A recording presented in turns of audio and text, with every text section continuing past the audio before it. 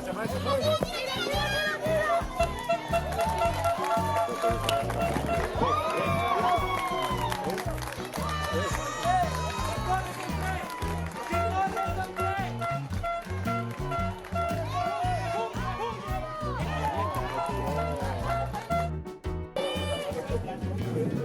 entonces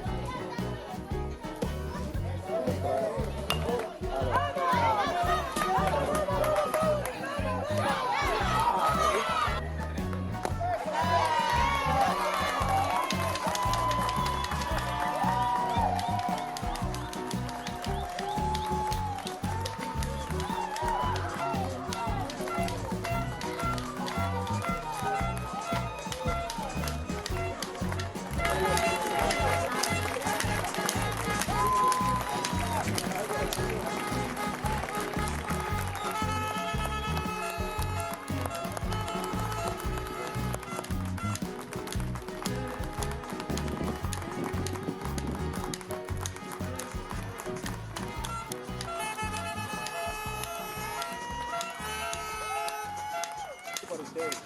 Mantenemos claro, tenemos que mantenernos entrenando. Esta es la clave del éxito, entrenar. ¿Ok? Entrenar. Porque todos los días tenemos que aprender algo nuevo. ¿Lo tenemos claro? ¿Sí? La constancia es lo importante en esto. ¿Ok? Los felicito nuevamente. ¿Ok? Y gracias a ti, papá, y gracias a ti, Pablo.